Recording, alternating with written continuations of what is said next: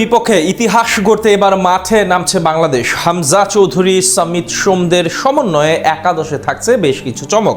ভিয়েতনামের বিপক্ষে না খেললেও এই ম্যাচে দেখা যেতে পারে অধিনায়ক জামাল ভুঁইয়াকে, সাথে থাকতে পারে বিশেষ পরিকল্পনা। সিঙ্গাপুরের বিপক্ষে সেই একাদশে তবে কি এমন চমক থাকছে এবং কি পরিকল্পনা নিয়ে মাঠে নামবে লাল সবুজের প্রতিনিধিরা, সেটার বিস্তারিত জানবো রিপোর্ট।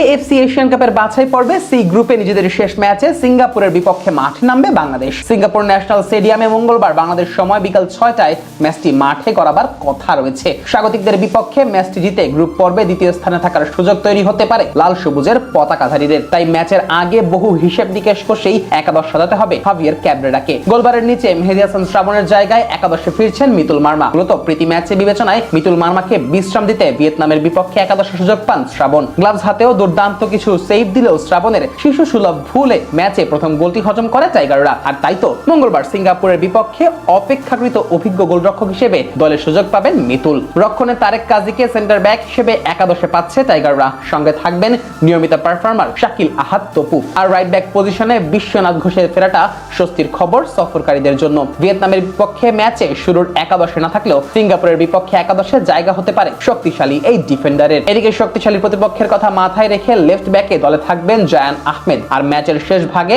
জায়ান ক্লান্ত হয়ে পড়লে ডিফেন্সিভ এই পজিশনে বদলি হিসেবে নামতে পারেন সাজ্জাদ হোসেন। কেননা ঘরোয়া ফুটবলের রক্ষণে সাজ্জাদের পারফরম্যান্স ছিল নজর কাড়া। অন্যদিকে মাঝমাঠ বরাবরই বাংলাদেশের শক্তির জায়গা, যেখানে সেন্টার মিডফিল্ডার হিসেবে দলে থাকবেন হামজা দেওয়ান চৌধুরী। ইংলিশ ফুটবলে দুর্দান্ত প্রতাপে মাঠ কাঁপানো এই ফুটবলার নিজের ফুটবলীয় সামর্থ্য দিয়ে ম্যাচে দুই দলের মধ্যে ব্যবধান গড়ে দিতে পারেন। আর মাঝ মাঠে ডান প্রান্তে হামজার সঙ্গে জুটি গড়তে প্রস্তুত কানাডিয়ান ফুটবল লিগে বাজিমাত করা সমিত এবং হামজা জুটি মঙ্গলবারের ম্যাচে মাঝ মাঠে স্বাগতিক ফুটবলারদের ভোগান্তির কারণ হতে পারেন। ভিয়েতনামের বিপক্ষে ম্যাচে মাঝ মাঠে বা প্রান্তে সোহেল রানাকে দেখা গেল ম্যাচে তার পারফরম্যান্সে অসন্তুষ্ট ছিল গোটা সমর্থক গোষ্ঠী।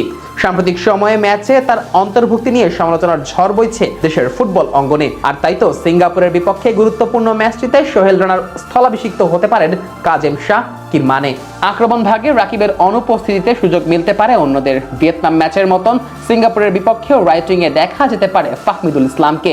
আর শেখ মোরসালিনকে দেখা যেতে পারে সেন্টার ফরওয়ার্ড পজিশনে। যদিও ভিয়েতনামের বিপক্ষে এই পজিশনে মিরাজুল ইসলামকে শুরুর একাদশে দেখা যায়, তবে আশানুরূপ পারফরমেন্স করতে না পারায় মোরসালিনের কাছে জায়গা হারাতে পারেন মিরাজুল।